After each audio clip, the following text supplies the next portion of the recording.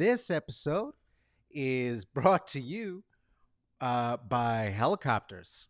Why not? Helicopters. They're known to fly despot leaders around to pull bullshit.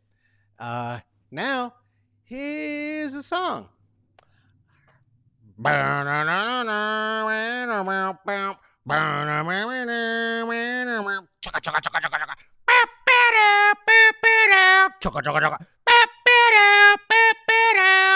And now, here they are, your invenerable host, Carlos Kareem Window.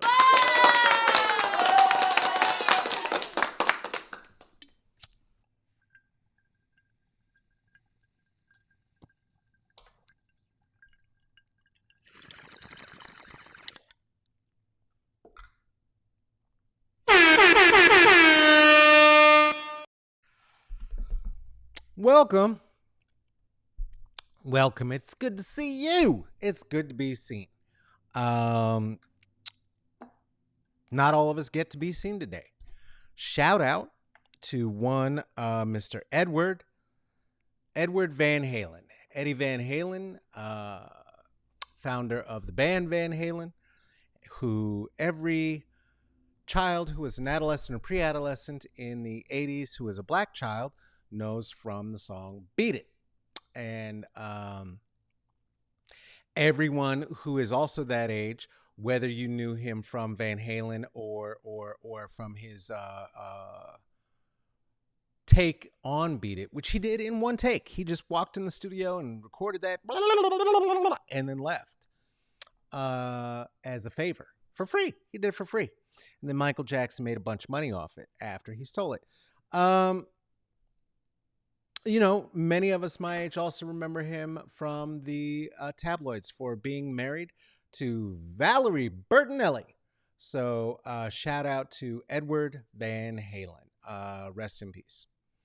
Hey, join me here if you would. On Thursday, I'm going to be talking to Zan Gibbs, who is a chief equity officer in Austin, Texas.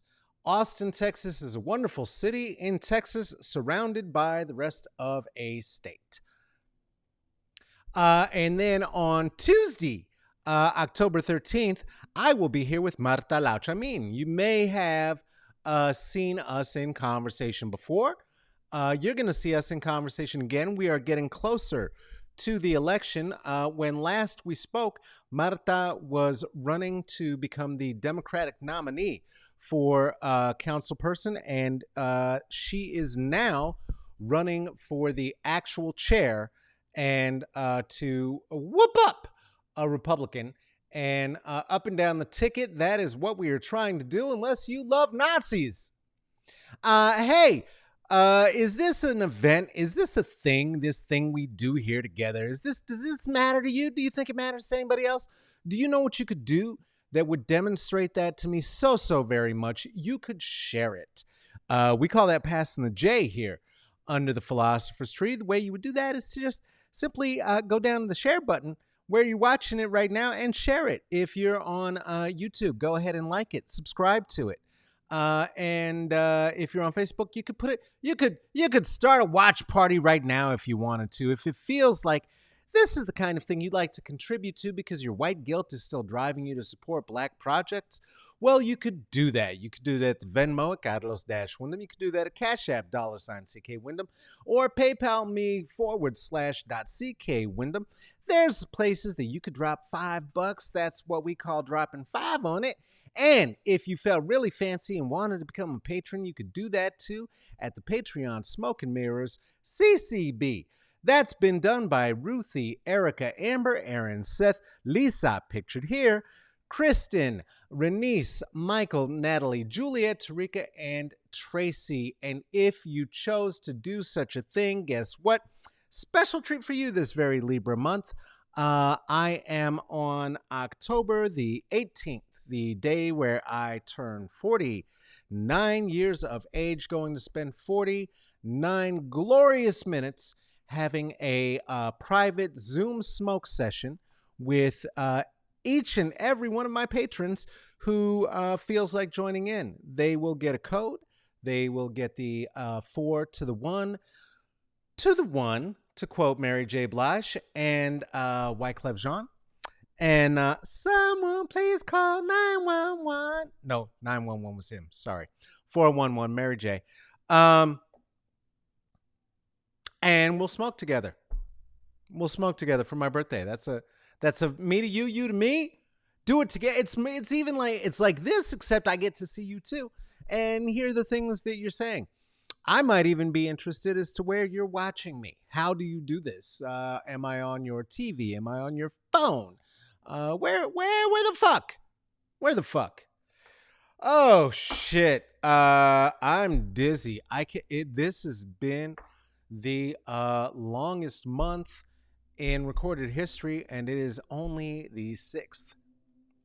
We only 6 days. Only 6 days of October have passed, and traditionally this time of year, when there is do you have a bevy? Do you have a bevy?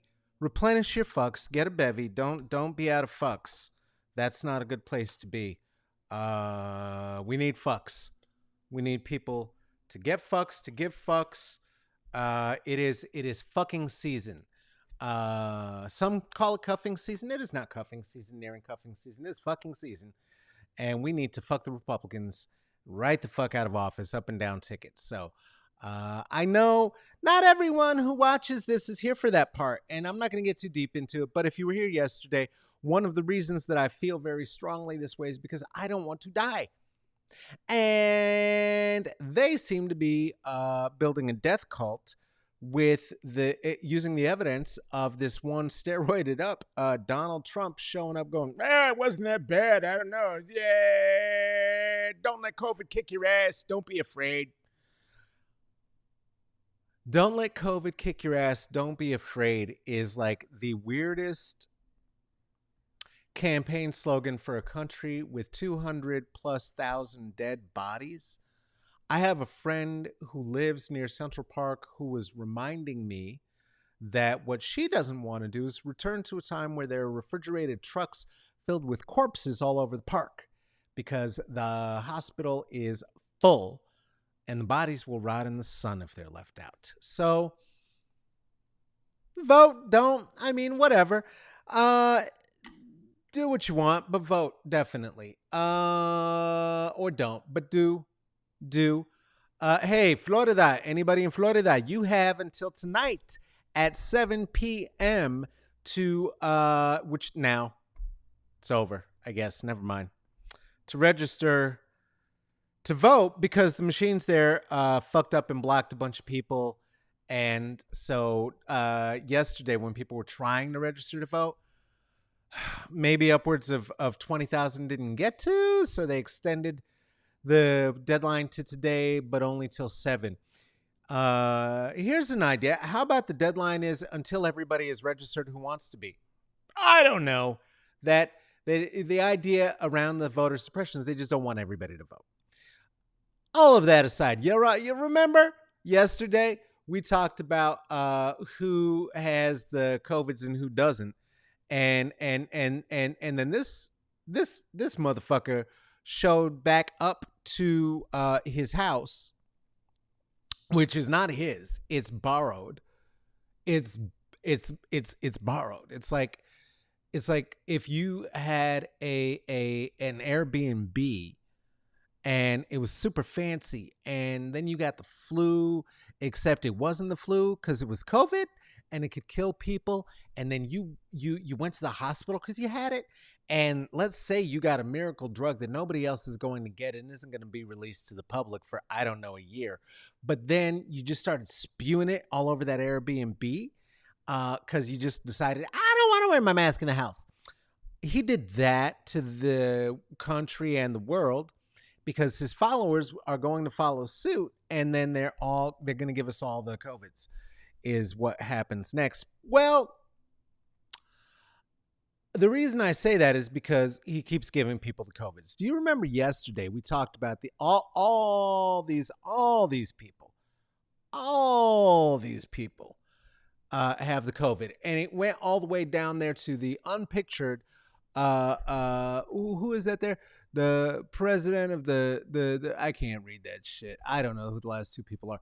Greg and Catherine there, who are kind of unpictured because this is being updated daily by the New York Times. You should go check it out. These are the original group of people that we were talking about. Who it matters because they're all right there, right? It's Trump, it's his wife, it's Hope Hicks, it's everyone down through even Kellyanne, not Kellyanne, I'm sorry, Kylie and two of her assistants are all fucked in the game with the COVIDs.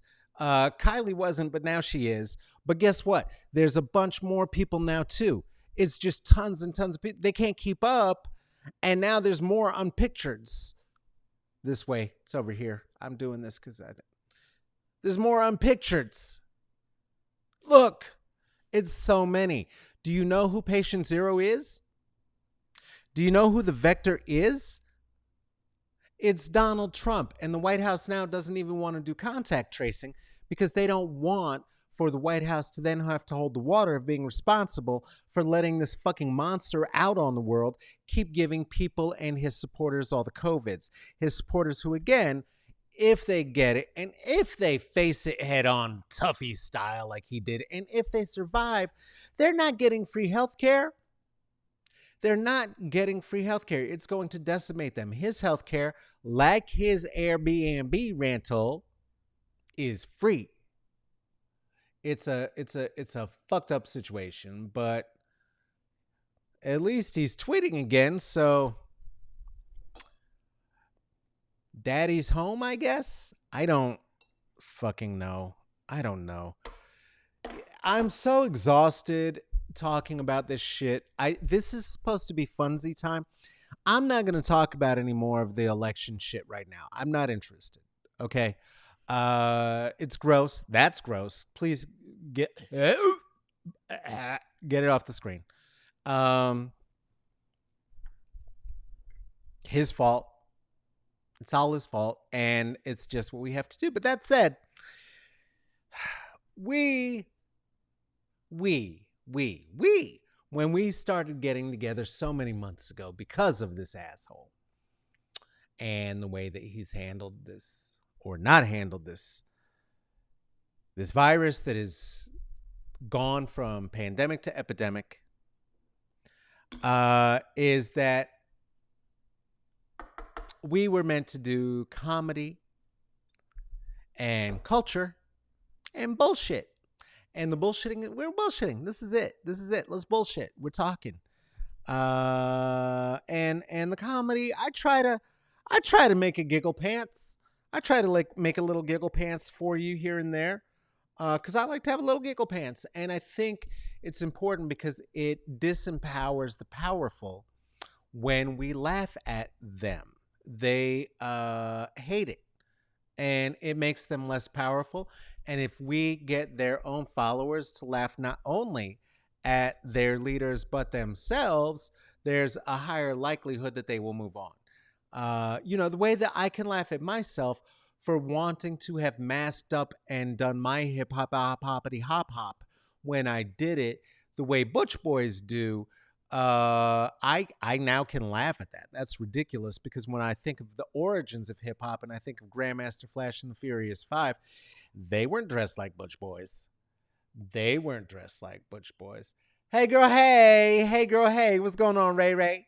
I see you. Some of y'all, I'm telling you, the Facebook peoples don't be believing. We got YouTube's people here. Thank you for being here so much. Do appreciate it. YouTube's people is strange because once they see that people look at your thing, then suddenly you get bot people commenting in the YouTubes. Things like the hottest teen girls. If I see a link like that, I'm gonna go ahead and delete it. You can be racist to me if you want to. I'll leave that. We'll argue, but please, bots, don't. Just don't. It grosses me out. Anyway, what I did want to talk about today is culture. We're going to get into some culture stuff, right? Today, what I wanted to do is to introduce to you a new segment. It's a new segment we're going to be doing.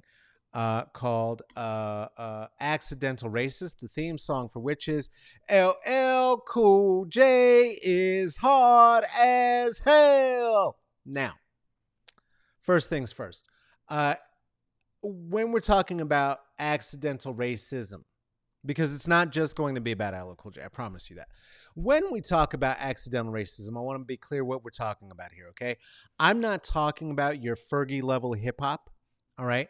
I'm not talking about your white girls just co opting shit from black people. I'm not here for your Rachel Dolezals or the Puerto Rican one or the other one or any of the many in the Bay Area who are really just Jewish girls pretending that they're Latinas. That's not, or light skinned black girls. That's not because they grew up around them and so they adopted the accent and the language and the dance. And so now they're saying that that's who they are. That's because they can speak a little Spanish, have a little accento. That's not, that's not the kind of accidental racism to which we are referring. Nor am I referring to the kind of accidental racism where perhaps you publicly let the man that you are fucking or the woman that you are fucking do blackface in public and make fun of you and say racist shit in front of you and your friends. And then you get defensive because you're saying it's for the funny and it's comedy. Because, get it? Blackface and a Hitler salute over a black woman. Cheers. Everybody knows your name.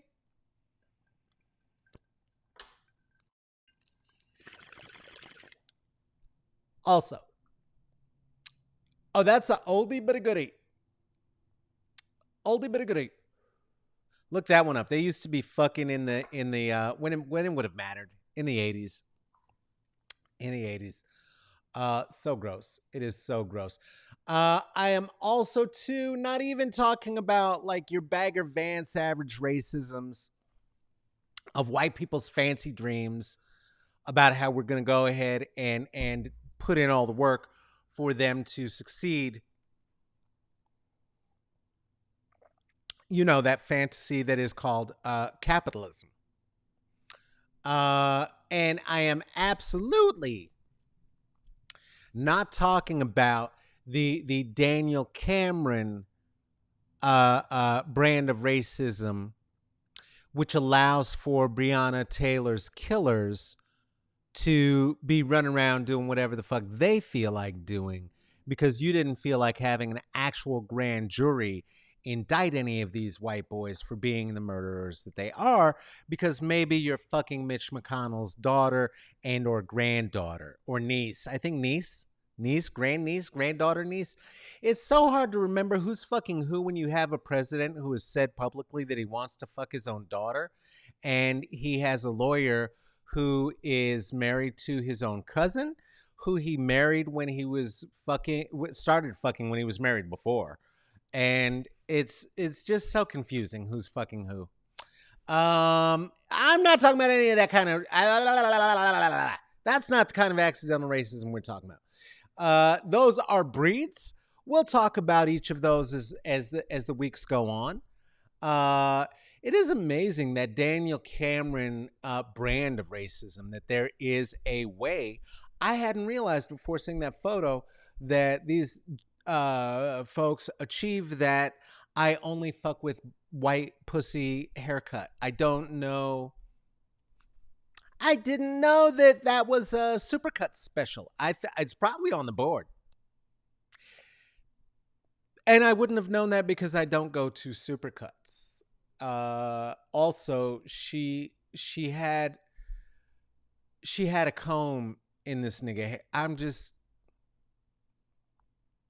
What I'm talking about today, just to start it off, just to get us going, and again, we'll come back, is the classic song, Accidental Racist, a rendition by one LL Cool J and one Brad Pitt, Brad Isley, Brad Eisenberry. What the fuck is that man's name? If anybody knows, please throw it up there. I knew earlier. I swear to God, I had it. I have notes and shit. Brad Rebel Boy, Brad. What the fuck is this boy's name? Brad. Brad Paisley. Brad Paisley. That's very close to Isley. That's very close to Isley. I'm gonna forgive myself that. The MS, you know. The MS, you know. For those of you who do not know, you are watching right now an oldie who has sclerosis, but because I'm greedy, when they were handing them out, I took multiple.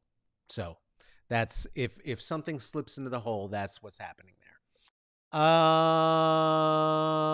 Yes, Paisleys. I said that. You know what's happening? I bet there's a delay. I'll bet there's a delay. That's why everybody, that's what's happening. So now you're probably writing me telling me there's a delay. You don't need to write me to tell me there's a delay. I just figured it out. Um These assholes got together to do a song about an accidental racist. And what they did is they did a storytelling song. And storytelling songs are great. I love a storytell song. Will Smith does a great storytell song. Parents just don't understand, right? I on my own of my own virtue with my group, with Company of Prophets, and with Wallace, I've done storytelling songs. I do storytelling songs. I love a storytelling MC because it gives the listener something to listen to. There's a breather with the hooks, and if you're trading with a singer, man, that can be dynamic. I love country music. Let me say this too. Some people think I'm joking. I am not. I love country music. My name is Carlos. My mother is from Las Vegas, New Mexico. I grew up going between Española, Santa Fe, Boulder, and New York on occasion because my father was from South Bronx. So it's in my, if hip hop is in my blood, then I will say that country is in my bones. So I'm here for the I want Ray Charles country record. I love Ray Charles country records. I'm a fan. What I'd really love to see is Erykah Badu do a country record. I'm excited for that possibility with Tracy Chapman, and I get to produce. I've already declared such trademark. So it matters to me when it's done poorly. I love I am of the hip hop. I am of the country. This should be chocolate and peanut butter. And it was an opportunity to be chocolate and peanut butter. It was not chocolate, nor was it peanut butter, and it was mostly because it was dog shit, and it was racist dog shit, and mostly because of the lyrics in the story being told. And so, like so many other things, I'm not going to subject you to the actual clips, and I'm not going to make you listen to it. It didn't sound good. Let's just start there. If you're going to do it, do it. Do you know what I'm saying? We could get into some shit. Rick Rubin produced fucking LL Cool J's first record. Rick Rubin also produced Johnny Cash's last record. How could this not I mean, there's a way. There are collaborative. Why is LL Cool J there? When in the history of LL Cool J-ness, of ladies loving Cool James, of Todd James' career, when was the part when we went, oh man, you know the political lyrics of LL Cool J is featured in Do the Right Thing? What is happening right now? So they did some lyrics. Let me I'm going to read a little bit. For you. Then listen. Nelly, go. I'm telling you, country grammar. Don't think if that needle drops. I don't give a fuck what club you're in anywhere across the United States or globe. That shit's about to get crunk. Outcast, are you serious? Everything that came out of Atlanta. Get out of here. There's ways to do this. Good ways you could do this. Bubba Sparks You could have dug up the body of Baba Sparks and regenerated it with all the shit that they just put in Trump to have him like zombie walking around the fucking White House right now, and reanimated him and brought him back to talk about animated racism. That would have been great. To that man that waited on me at the Starbucks down on Main, I hope you'll understand. When I put on that t-shirt, the only thing I meant to say is that, well, I'm a Skinnerd fan. The red flag on my chest is somehow like the elephant in the corner of the South. And I just walked right in the room. Just a proud rebel son with an old can of worms. Looking like I got a lot to learn. But from my point of view, I'm just a white man coming to you from the Southland, trying to understand what is it like not to be.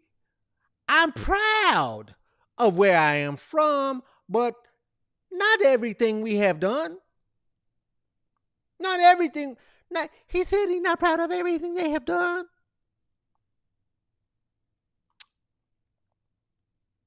And it ain't like you and me can rewrite history. Okay, I need to stop there for a second. What? Why we can't rewrite history when y'all started putting these Nazi fucking flags that we've been telling you for years before open Nazis started saying, hey, I'm a Nazi and here's a Nazi version of my Nazi flag with a Nazi's name on my Nazi flag. Before that, and we said so, y'all didn't bring this motherfucking shit out until the 1950s and 60s. This is not even the fucking flag. That's not even the flag you're talking about. This is some bullshit that's about post-Reconstruction. This doesn't have fuck all to do with the Confederacy, which, by the way, lost. Why are you rocking the losing team's flag so hard when all the Confederacy was doing was trying to reify slavery, and all this flag, the Dixie flag, was doing was trying to remind black people to get back in their place? Dum-dum. This is the opening. This is like his diversity welcome to my song. Hey, Mr. Nigger Man, serving me coffee.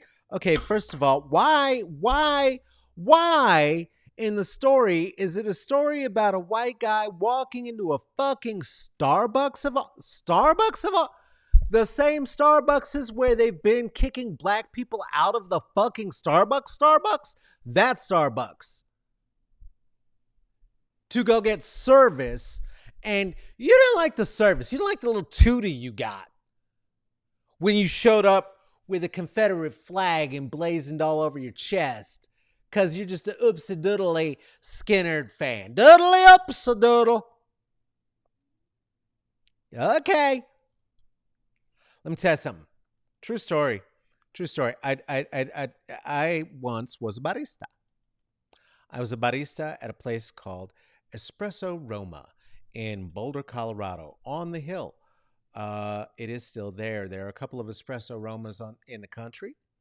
One is on the hill, and the original is, I believe, in Seattle. At this Espresso Roma, if you go back and you look in the, you can find this. This is all documented, very well documented, in the Boulder Daily Camera and the Colorado Daily. The place where I was a barista ended up being maybe a bit of a drug cove, and maybe a bit of selling of narcotics from there was sort of a thing that the owners, Erica and Bear, very good friends of mine, were doing. And maybe there was some jail time spent and it all didn't go well for everybody. But the point being, it was run as a co op. I was a co manager.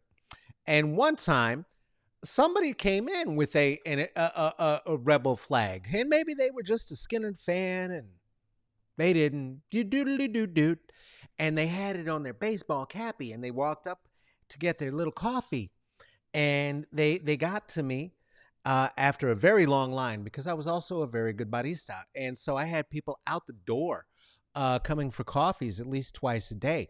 I would take 5 orders at a time, run them through, and then I would go the next 3 are free just so I could get them done because running the register and serving the coffee was a little much. Then I would do it again and do it again and do it again. So this person waited for their coffee to get to me for about 10 to 12 minutes from the time that I spotted them out on the sidewalk to the time that they got to me, at which point I said, "Next." They said, "Excuse me." I said, "Yes, sweetheart, I'm not serving you right now. You're a racist." "Next." What the fuck is going on? "Yeah, you got that Nazi flag on your hat. I'm not doing this for you." Now, this is 1994, 5. It was not a popular notion yet, and it was still denied because white people evidently just couldn't see this. And he then said, "Hey, fuck you, buddy. Go get your manager." So what I said is, "Oh yeah, sure. Just 1 second. Hold on. I'll be right back. Let me." "Hey, can you come and deal with this guy? We gotta talk. He wants to talk to the manager." "Yeah, sure, absolutely. Here we go. All right, you got it, buddy. Get the fuck out. I'm the manager, dick." So there's all sorts of ways that this story that began in this wonderful dialogue in this song about liberating minds from racism was written. I mean, this is holy cow. This is so good. This is so good. And do you know what's even better about it? The lyricism that follows, because the example that was given in the way that they did it, holy cowzos. Holy cowzos. It was a thing of genius what happened next. A little bit from Todd James. Let's get into it real quick. "Dear Mr. White Man." Well, we know who he's talking to, isn't it? "Dear Mr. White Man, I wish you understood what the world is really like when you're living in my hood, because just because my pants are sagging doesn't mean I'm up to no good. You should try to know me. I really wish you would. Now, my chains are gold, but you misunderstood." This is just killing me. "I wasn't there when Sherman March turned the South to firewood. I want you to get paid, but a slave I will never be. Ooh, we feel like a newfangled Django dodging the invisible white hoods. So you see, when I see that white cowboy hat, I'm thinking it's not all good." Okay, first of all, motherfucker, I have a cowboy hat. There have been black cowboys. There have been black people everywhere. There have been people since forever. Ignorant motherfucker. The Lone Ranger is black. Jesus. I guess we're both guilty of judging the cover of the book. Wow. Of judging the cover, not the book. I apologize. "I'd love to buy you a beer." LL Cool J at this point is offering to buy the racist man with the Confederate flag a beer. Okay, again, my story was a little bit different. This is the point. I had already kicked the man out of the store and was now wielding a pipe from under the counter to let them know, "Excuse me, I'm not going to serve you. I'm going to serve the other people. You can go write the newspaper. I give zero fucks." I don't know. These people, insane. Where'd he go? "I'd love to buy you a beer, conversate and clear the air, but I see that flag and I think you wish I wasn't here." Okay, Sir, no. That is not what they wish when they're brandishing the rebel flag. What they wish is that you were the slave and they were the slave owner still. That's all. They wish you knew your place, meaning they wish you knew you were property. That's all they want. That's all. This is insane. And at some point, where did this go? Yes, yes, yes. If you don't judge me by my gold chains, I won't. I'll forget the iron chains.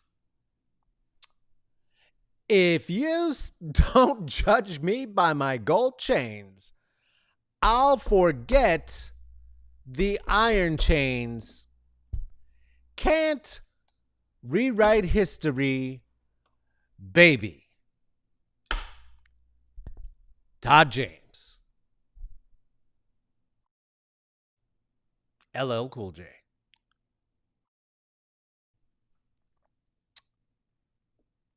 LL Cool J is hard as hell.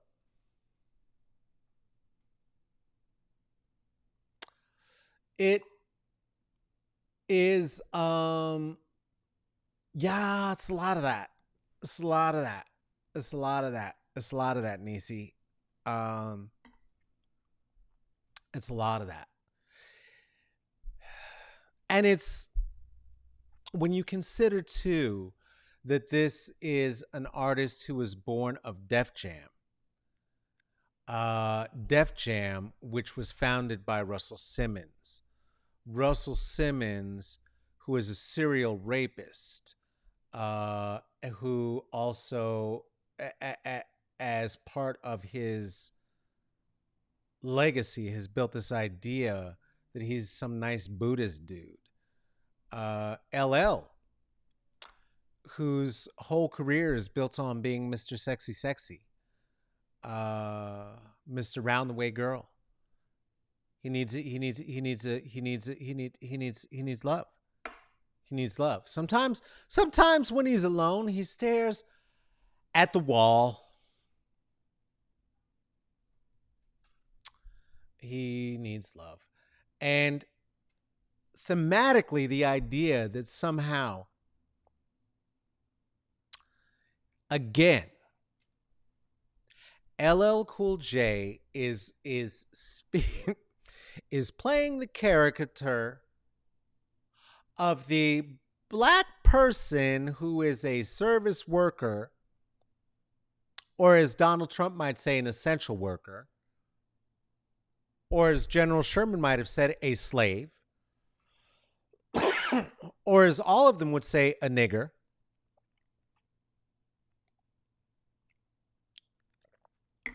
And this Negra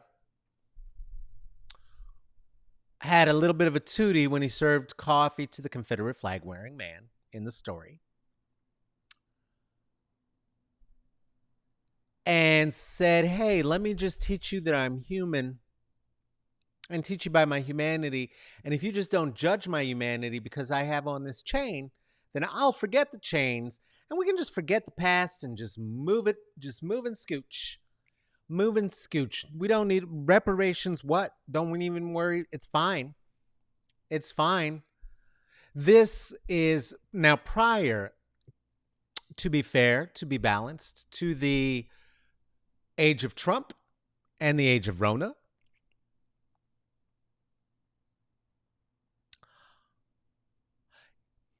Yet and still,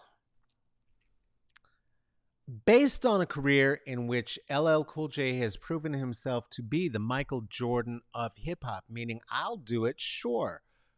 White kids buy records too.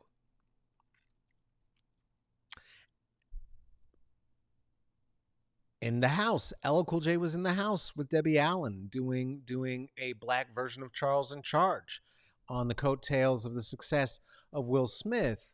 And so they started doing sitcoms at the same time. The reason one of those is a classic is because Will Smith is in one. The reason one of those is one you're maybe only learning of right now is because LL Cool J was in one.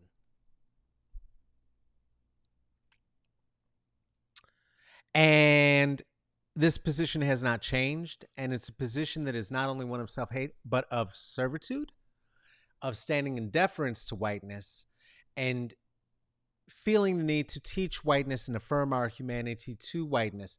Here's the thing, though. We're not the ones who started racism. We're not the ones who started slavery. We're not the ones who were importing people, whipping people, killing people.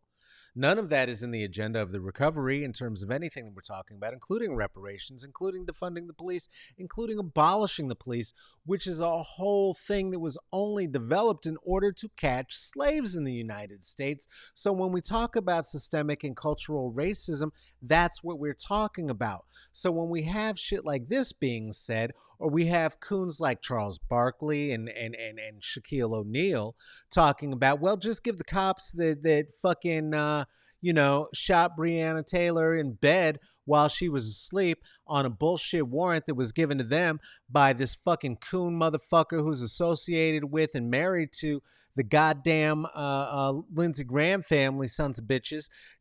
Cut them some slack. They're just doing their job. Let's not forget that both of these motherfuckers in their lifetime each said that what they wanted to do once they retired was to become a cop. Neither one did. What they did is to become blabbermouths on TNT. But they could have become a cop. They said they wanted to. I think Shaquille O'Neal holds a pretend deputy badge in at least 2 states, and one of them being Florida. Why would Florida give fucking Shaquille O'Neal a goddamn deputy's badge? What the fuck is that? And they can give those to anybody. By the way, the deputies here have been, all of the sheriffs, all of the cops in fucking Portland have been deputized as federal agents, which means that anybody protesting against them also is now committing a federal crime should any of them claim to have been assaulted, which of course they're going to claim because now they can actually be charging people with federal crimes for protesting like they're trying to do with my man Creme Brulee. What was I saying? Oh, right. It's not our job to teach these fucking cops about our humanity. Don't hug cops.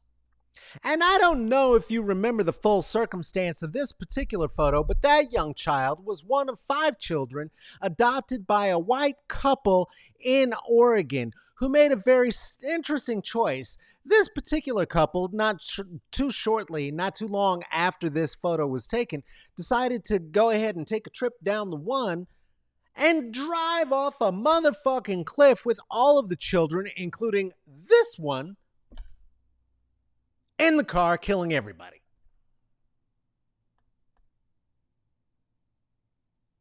Look at the horror in that child's face. Now, whether he knew it was going to be in 2 weeks or 2 months at the hands of the white women who bought him up from the adoption agency and called themselves mommy before driving him off of a fucking cliff, or at the hands of the cop he was meant to hug for a publicity stunt. If you look at that child's face, that is a face of a child in fear who knows they are soon to die. Comedy and culture. It's a little serious. So, but that's part of the thing about these ones. The culture is not only a reflection of where we are. Okay? I'm tired of that argument. It is not. And as Black people, it is not our job nor our responsibility to reflect the world as it is. It is our responsibility to make this world more beautiful than we found it. That's what was beautiful about hip hop. That's what was beautiful about country, which, again, by the motherfucking way we invented, we are making things beautiful with what is left and available to our fingertips. But if you lose the message in order to placate white supremacy, you will become. Oh, that was going to be such a stunning like Denzel moment. And then I tripped over my own balls. You will become a black Anglo-Saxon. And once you have done that, meaning that you are a black person who believes in the white Anglo-Saxon systems of white supremacist capitalism and is willing to do whatever you can to succeed according to the rules of said system, once you've done that, you will always, everything you do will reveal you as an accidental racist. Black folks can do it too. You don't got to be Clarence Thomas, but you damn sure don't got to be LL Cool J. We can do better. I hope we will do better. And fuck LL Cool J, I guess, you know. I don't know. Maybe next time we could talk about Tay Diggs helping Stella get her groove back. Hey, guess what? Here's the thing I would love for you to participate in that's going to happen on Sunday, October 11 at 12 p.m. It's the Healing Revolution Get Down. Some of you may or may not know that I actually have a job that I have created, that I have the opportunity of created in community, wherein I do public presentations and workshops, and I am doing one with many of my collaborators, including Melodia Martinez, including Stephen Fowler, including my man John, and including Teresa. We are going to get down. I don't have any notes in front of me, and so I'm going off the top of my head, and so that's why John and Teresa get first name treatment this time. It is the Healing Revolution Get Down. You should come and get down with us. This is going to be free. It's going to be on Zoom. If you're on YouTube, guess what? The link is on YouTube. Go get there. Go and get there. It's also in the community page. I've shared this in the community page. Sign up. It's free. We're taking all comers to this first part of the Get Down. The Get Down will lead to a 6-week workshop. 6-part, 2-week workshop around healing and healing through the arts and all that kind of special, beautiful stuff. I'm going to be there, and it'd be even better if you were there with me. Listen, if you can, I would really appreciate it if you would go to wegotthevote.org/free-the-vote/ especially today, because as I was saying, the voter suppression is rampant. It is happening. It is happening at the hands and by the hands of the governor. And what is also true is that the formerly incarcerated of the state of Florida have been given back the right to vote. Hear that again, given back the right to vote in the only industrialized country where that is a right that can be taken from you. And the judge there, in fact, the other judge who was about to be nominated at the red vetting, instead of the one who was there, was the person who said, you know what, there's got to be a toll. You got to pay all your fines or you don't get your right to vote. There's your new voting tax. And you know what? Some people are getting together and they are just paying off all the goddamn fines. John Legend is part of this. That's awesome. Mike Bloomberg is part of this. That's embarrassing and not awesome at all and really bad. Except that he has a bunch of money and he is using it to stop Donald Trump. And the enemy of my enemy is the person who I'm going to kill right after we're done dispensing with the enemy. Hey, this has been Smoke and Mirrors. That was satirical. Nobody's getting killed. That was not a threat. I do not consent to, nor am I aware of any federal agents recording any part of this. Smoke and Mirrors. You can see us on the Instagram there at Smoke and Mirrors CCB. That's for the comedy, the culture, and the bullshit. We did some bullshit and some culture today. That was great. You can also see me on the Twitters that you see the words at Caballo Negrito. You can write with ideas about what we should talk about, what we should do, what we should say, what we shouldn't say, why I should shut up, why I shouldn't shut up, what you'd like to see, all the other things at Smoke and Mirrors ccb at gmail.com. If you would like to advertise on the show, if you would like to maybe have a shout out said on the show, we are going to formalize the process, but that will also be the place where you will be able to ask for such things, and we will negotiate with you about exactly how to do that. Hey, I'm going to ask you one more time to share it. If you've been here, if you're still here, I hope you liked it. Would you share it? Would you share it on your page? Would you click a like? Would you stamp a punch, a subscribe? And this has been produced and hosted by myself, Carlos Kareem Wyndham. This is also produced by Tracy Tatamy. Please take care of yourself. Take care of each other. Wash your hands. Do not go outside. But if you do, wear a mask. Why? Because we want to keep seeing you here. It is flu season. Please go get a flu shot because we love you. See you tomorrow. Bye.